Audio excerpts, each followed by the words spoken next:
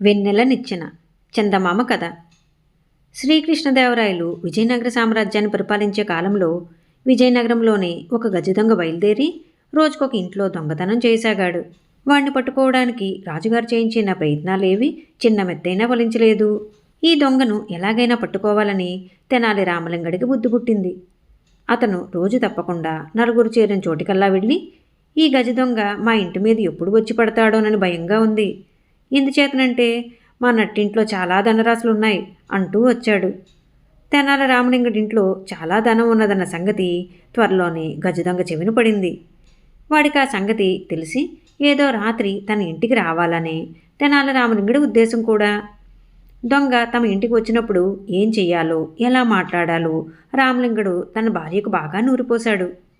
ఇంతలో ఒక రాత్రి గజదొంగ రామలింగడి ఇంటికి రానే వచ్చాడు. వాడి కోసం రాత్రిళ్ళు మేలుకుని ఉంటున్న రామలింగడు ఇంటి కప్పు మీద దొంగ కదులుతున్న అలికిడి వినగానే ప్రక్కన ఉన్న తన భార్యకు సైగ చేశాడు. వెంటనే ఆవిడ గొంతెత్తి, ఏమండి, దొంగాడు మన ఇంటికి కూడా వస్తాడేమో, నాకు భయంగా ఉంది అన్నది. రానియ్యవే, మన ఇంట్లో ఉన్న సొత్తంతా ఎత్తుకుపోతే దీనికి 4 గింతలు తెస్తాను అన్నాడు రామలింగడు. నేను రోజు అడుగుదామని మర్చిపోతున్నాను, ఈ బంగారము రత్నాలు ఎక్కడి నుంచి తెస్తారండి మీరు అన్నది రామలింగడి భార్య. ఊసే, గట్టిగా అరవకు, నేను ఈ సొత్తంతా దొంగతనం చేసి తెచ్చిందే అన్నాడు రామలింగడు. ఎక్కడ దొంగతనం చేశారండి అని భార్య అడిగింది. ఆ ఊసంతా నీకెందుకు, అనవసరం ప్రసంగం చెయ్యక పడుకుని నిద్రపో అన్నాడు రామలింగడు. అలా కాదు, చెప్తే కాని వదిలిపెట్టను, దొంగతనం చేస్తే మిమ్మల్ని ఎవరూ పట్టుకోరా అన్నది భార్య ఎంతో ఆశ్చర్యంతో. బ్రహ్మరుద్రుడు దిగి వచ్చినా పట్టుకోలేడు, నా దగ్గర ఒక మంత్రం ఉంది అన్నాడు రామలింగడు. ఏమిటండి ఆ మంత్రం అని అడిగింది భార్య.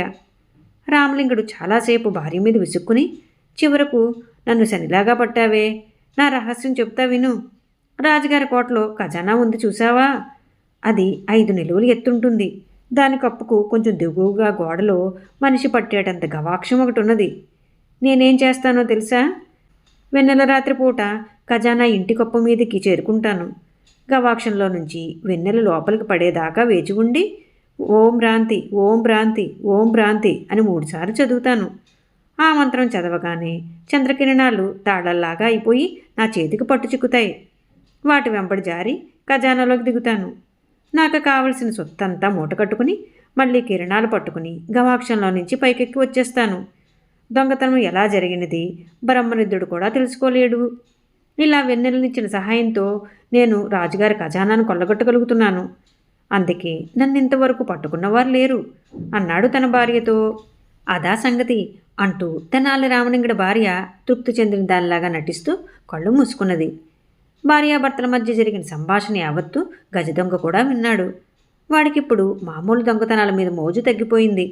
ఇక మీదట దోస్తే రాజుగారి ఖజానాయే దోచాలనుకున్నాడు. మన్నాడు రాత్రే వాడు ఇళ్ల కప్పు మీదకు పాకుతూ రాజుగారి ఖజానా ఉండే కప్పును చేరుకున్నాడు. రామలింగడు చెప్పిన గవాక్షం కనిపించింది. అది భూమికి దాదాపు 5 నిలువలు ఎత్తు ఉన్నది. అయినా గజదొంగ భయపడలేదు. ఆ గవాక్షంలో నుంచి చంద్రకిరణాలు ఖజానాలోకి పడేదాకా వేచి ఉండి వాడు 3 సార్లు ఓం భ్రాంతి, ఓం భ్రాంతి, ఓం భ్రాంతి అని చదివి గవాక్షం మీద అడుగుపెట్టి చేతితో కిరణాలు పట్టుకున్నట్టు నటిస్తూ లోపలికి దూకాడు. వాడి చేతికి గాలి తప్ప ఏమీ చిక్కలేదు.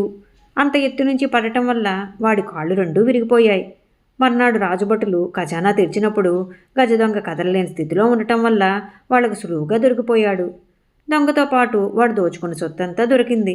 తర్వాత తెనాలి రామలింగడు రాయలవారి సభలో తాను గజదొంగను పట్టుకోవడానికి పన్నిన యుక్తిని గురించి చెప్పాడు. సభికులందరూ విరగబడి నవ్వారు. గజదొంగను పట్టి ఇచ్చినందుకు రాయలవారు రామలింగడికి మంచి బహుమానం కూడా ఇచ్చారు. ఈ కథ మీకు నచ్చినట్లయితే లైక్ చేయండి, షేర్ చేయండి. మరిన్ని మంచి కథల కోసం మా ఛానల్ సబ్స్క్రైబ్ చేసుకోండి.